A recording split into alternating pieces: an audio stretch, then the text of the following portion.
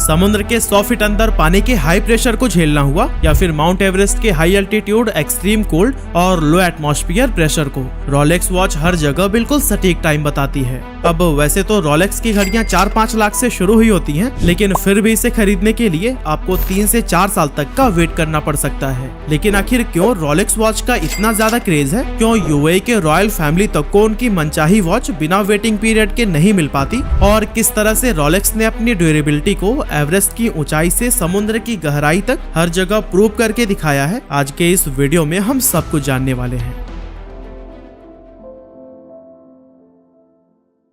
तो दोस्तों, रोलेक्स की कहानी स्टार्ट होती है 1905 से, जब हैंस विल्सडोर्फ और अल्फ्रेड डेविस ने मिलकर लंदन में विल्सडोर्फ एंड डेविस नाम के कंपनी की शुरुआत की। यहाँ पर वो रिस्ट वॉच बनाकर ज्वेलर्स को बेचते थे। इसके बाद से ज्वेलर्स उन घड़ी के डायल्स पर अपना नाम लगाकर कस्टमर्स को सेल कर देते। एक्चुअली उस समय रिस्ट वॉच टाइम देखने के लिए इस्तेमाल नहीं की जाती थी, क्योंकि उसकी एक्यूरेसी उतनी अच्छी नहीं थी जितनी की पॉकेट वॉच की होती थी। लेकिन पॉकेट वॉच के साथ समस्या यह थी कि यह पानी पड़ने पर खराब हो जाती थी, या फिर अगर आप ज्यादा ऊंचाई पर चले गए तो फिर यहाँ भी यह घड़ी काम करना बंद कर देती। लेकिन इन कमियों के बावजूद इसे वाइडली यूज किया जाता था, क्योंकि उस समय तक टाइम देखने का और कोई दूसरा ऑप्शन ही नहीं था। वैसे अब अगर वापस से रिस्ट वॉच पर आए तो इसे उस टाइम के बड़े बड़े रईस लोग एक ज्वेलरी पीस की तरह पहना करते थे। लेकिन फिर हैंस विल्सडोर्फ ने देखा कि टाइम देखने के लिए रिस्ट वॉच पॉकेट वॉच से कहीं ज्यादा कन्वीनियंट है, तो क्यों ना इसके टाइम को ही इतना परफेक्ट बना दिया जाए कि ये सिर्फ एक ज्वेलरी पीस की तरह नहीं बल्कि एक्यूरेट टाइम पता करने के लिए भी इस्तेमाल की जा सके।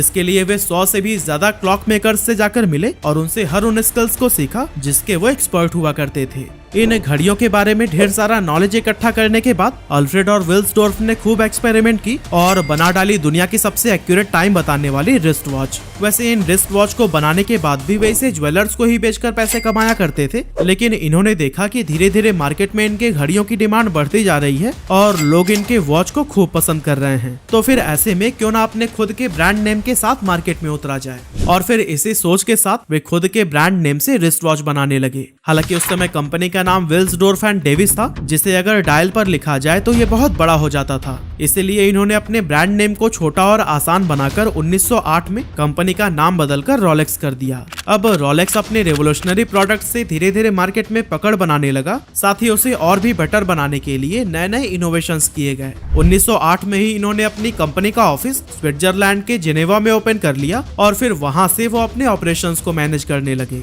लेकिन 1919 में इन्हें अपने लंदन वाली कंपनी बंद करनी पड़ गई, क्योंकि गवर्नमेंट ने टैक्स ही इतना ज्यादा बढ़ा दिया था कि वहाँ का प्रॉफिट मार्जिन लगभग ना के बराबर रह गया था। हालांकि कंपनी का स्विट्जरलैंड में लोकेट होना भी इनकी ब्रांड वैल्यू को बढ़ाने में बहुत मददगार साबित हुआ, क्योंकि उस समय स्विस मेड वॉचेस सबसे ज्यादा सटीक टाइम बताने के लिए जानी जाती थी और दुनिया भर में इनकी खूब डिमांड भी थी। ऐसे में रोलेक्स की घड़ियों पर जब लोग स्विस मेड देखते थे तो बिना ज्यादा सोचे समझे उसे खरीद लेते और कंपनी को भी इससे खूब प्रॉफिट हुआ। अब रोलेक्स का मकसद सिर्फ टाइम एक्यूरेसी को ही मेंटेन करना नहीं था, बल्कि वो एक ऐसी घड़ी भी बनाना चाहते थे जो बाहरी फैक्टर्स जैसे पानी, डस्ट या फिर बाकी के एनवायरमेंटल फैक्टर से कभी खराब ना हो। इसीलिए उन्होंने काफी मेहनत और एक्सपेरिमेंट के बाद 1926 में रोलेक्स ओएस्टर नाम की एक घड़ी लॉन्च की, जो कि पूरी दुनिया की पहली वाटरप्रूफ वॉच थी। वाटरप्रूफ घड़ी उस समय एक बहुत बड़ा इनोवेशन था, लेकिन ये सक्सेसफुल तभी हो पाता जब ज्यादा से ज्यादा लोग इसके बारे में अवेयर हो। अब अगर न्यूज़पेपर या फिर मैगजीन में ऐड भी दे दिया जाए तो लोगों को यह कैसे यकीन होगा कि ये वॉच सच में वाटर या फिर डस्ट प्रूफ है। इसी बात को ही समझते हुए हैंस विल्सडोर्फ ने इवेंट मार्केटिंग का सहारा लिया। वीडियो में हम आगे देखने वाले हैं कि कैसे स्विमर्स और माउंट एवरेस्ट क्लाइंबर्स की मदद से रोलेक्स ने अपनी ड्यूरेबिलिटी को प्रूव किया और फ्री में एडवर्टीजमेंट की। दोस्तों, वो ऐसा दौर था जब हर खेल में वर्ल्ड रिकॉर्ड्स बनाए जाते थे। पूरी दुनिया और मीडिया की नजर उन्हीं खेलों पर टिकी रहती थी और अगले दिन न्यूज़पेपर में उसी से रिलेटेड न्यूज ही टॉप पर हुआ करती थी। रोलेक्स ओएस्टर को लॉन्च करने के 1 साल बाद विल्सडोर्फ को अपनी घड़ी की क्वालिटी को साबित करने का एक सुनहरा मौका मिल गया।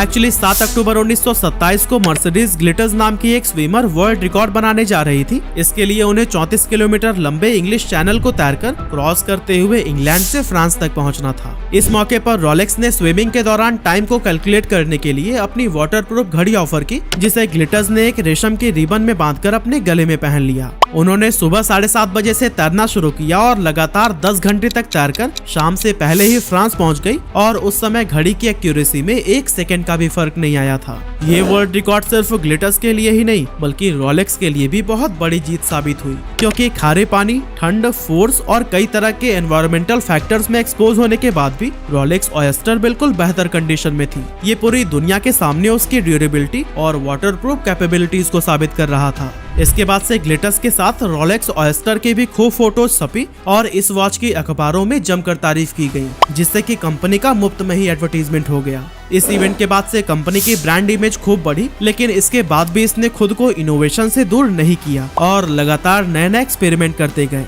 1945 में रोलेक्स ने पहली बार डेट दिखाने का फीचर भी अपनी घड़ियों के साथ जोड़ा और हर तरह के एनवायरनमेंट में एक्यूरेट टाइम दिखाने के लिए भी लगातार इम्प्रूव करते गए। फिर आया साल 1953 जब सर एडमंड हिलेरी और तेंजिन नोर्गे दुनिया के सबसे ऊंची चोटी माउंट एवरेस्ट पर चढ़ाई करके वर्ल्ड रिकॉर्ड बनाने जा रहे थे और पूरी दुनिया की नजर उन्हीं पर थी। ऐसे में रोलेक्स कैसे पीछे रहता, यहाँ भी इसने इन क्लाइंबर्स को अपनी वॉचेस पहना दी। सर एडमंड हिलेरी और तेंजिन नोर्गे दुनिया के पहले क्लाइंबर्स बने जिन्होंने माउंट एवरेस्ट पर चढ़ने का वर्ल्ड रिकॉर्ड अपने नाम किया, और इनके साथ साथ रोलेक्स का नाम भी खूब फेमस हुआ, क्योंकि इस कंपनी की वॉच ने हाई एल्टीट्यूड, एक्सट्रीम कोल्ड और लो एटमॉस्फेयर प्रेशर में भी बिल्कुल सटीक टाइम बताया था। इस तरह के इवेंट से कंपनी को खूब सक्सेस मिली और बहुत ही तेजी से रोलेक्स खुद की एक यूनिक ब्रांड इमेज डेवलप करने में कामयाब हो गई।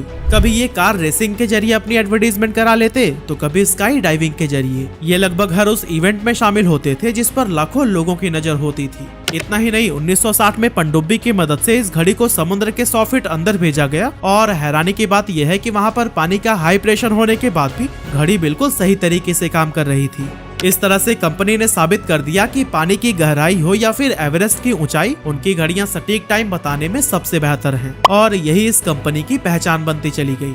मगर इसके बाद एक अनहोनी हुई। एक्चुअली 6 जुलाई 1960 को हैंस विल्सडोर्फ का 79 साल की उम्र में निधन हो गया, जिसके बाद से कंपनी उनके नाम पर बने हुए एनजीओ के हाथ में चली गई और आज भी विल्सडोर्फ फाउंडेशन नाम का ये एनजीओ रोलेक्स को बहुत ही सक्सेसफुली रन कर रहा है। अब जो कि इस कंपनी का ऑनरशिप किसी प्राइवेट लिमिटेड या फिर लिमिटेड कंपनी के हाथ में नहीं है, इसीलिए इसे बहुत ही कम टैक्स देना पड़ता है। मगर आपको ये जानकर हैरानी होगी कि रोलेक्स अपने 90% प्रॉफिट को हर साल डोनेट कर देता है।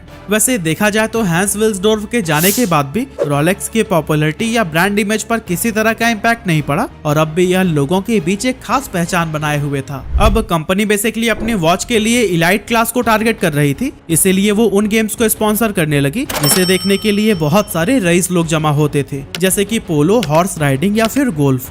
लेकिन बदलते वक्त के साथ एक पावरफुल मार्केटिंग का तरीका भी फेड ऑफ होने लगता है। इस बात को रोलेक्स बहुत अच्छे से समझता था, इसीलिए वो अपनी घड़ियों को सिर्फ टाइम देखने की मशीन की तरह ही नहीं बल्कि एक इमोशन और सक्सेस से जोड़कर प्रमोट करने लगा। जैसे कि अगर आप अपनी लाइफ में कुछ बड़ा अचीव कर रहे हैं तो आप रोलेक्स के हकदार हैं, और ये सिर्फ एक घड़ी नहीं है बल्कि आपकी सफलता का एक मेडल है जो आपकी हथेली पर सजा है। रोलेक्स ने एक और कमाल की मार्केटिंग स्ट्रैटेजी अपनाई और वो है लिमिटेड सप्लाई स्ट्रैटेजी। ये स्ट्रैटेजी कंपनीज अपनी ब्रांड को रेप्यूटेड दिखाने के लिए अप्लाई करती हैं। अब रोलेक्स को रियलाइज हुआ कि जिस भी कंपनी के प्रोडक्ट मार्केट में बहुत ज्यादा मौजूद हैं, उनकी ब्रांड वैल्यू लो होती जा रही है, क्योंकि ये कस्टमर्स के बीच बहुत ही इजिली अवेलेबल हैं। लेकिन अगर डिमांड ज्यादा हो और सप्लाई कम तो फिर ब्रांड वैल्यू को बहुत ही ज्यादा इंक्रीज किया जा सकता है। इसी स्ट्रैटेजी पर काम करते हुए रोलेक्स ने अपनी वॉचेस को बहुत ही लिमिटेड शॉप पर अवेलेबल कराया और वहां भी आपको घड़ी ऑर्डर देने के कई साल बाद ही रिसीव होगी, और वो भी ऑर्डर प्राइस पर नहीं बल्कि उस टाइम के मार्केट प्राइस पर। साथ ही आपको जानकर हैरानी होगी कि यूएई में मौजूद दुनिया के सबसे बड़े रोलेक्स डीलर का कहना है कि रॉयल फैमिली तक को भी उनकी मनचाही रोलेक्स घड़ियां बिना वेटिंग पीरियड के नहीं मिल पाती हैं। अब दोस्तों, एक तो ये आसानी से मिलती नहीं है, ऊपर से अगर आप एक से ज्यादा ऑर्डर करना चाहें तो वो भी नहीं हो सकता। साथ ही ऑनलाइन खरीदना तो भूल ही जाइए, क्योंकि किसी भी प्लेटफॉर्म पर आपको ओरिजिनल रोलेक्स वॉच मिल ही नहीं सकती। और दोस्तों, इन्हीं सभी रीजंस ने लोगों के बीच इसका क्रेज और भी ज्यादा बढ़ा दिया है। मगर सिर्फ लिमिटेड सप्लाई स्ट्रैटेजी ही इकलौती स्ट्रैटेजी नहीं है जिसने रोलेक्स को ऊंचाइयों तक पहुंचाया, बल्कि घड़ियों की क्वालिटी भी इसे सक्सेस दिलाने में इम्पोर्टेंट रोल निभाती है, क्योंकि रोलेक्स की हर एक घड़ी को बनाने में क्वालिटी का बहुत ही ज्यादा ध्यान रखा जाता है। रोलेक्स में इस्तेमाल किए जाने वाले मटेरियल्स भी काफी एक्सपेंसिव होते हैं, क्योंकि इनमें 940L स्टील का इस्तेमाल किया जाता है, जबकि मार्केट में मौजूद बाकी की घड़ियों में 316L स्टील यूज होती है। तो दोस्तों यही सब रीजंस है कि लोगों के बीच रोलेक्स को लेकर खूब पॉपुलैरिटी देखने को मिलती है और हर एक बीतते दिन के साथ इसकी डिमांड लगातार बढ़ती जा रही है। रोलेक्स हर साल लगभग 10 लाख यूनिट्स बेचकर 80,000 करोड़ रुपए का रेवेन्यू जनरेट कर रहा है और आज इस ब्रांड के सामने कोई भी नहीं टिक पाता।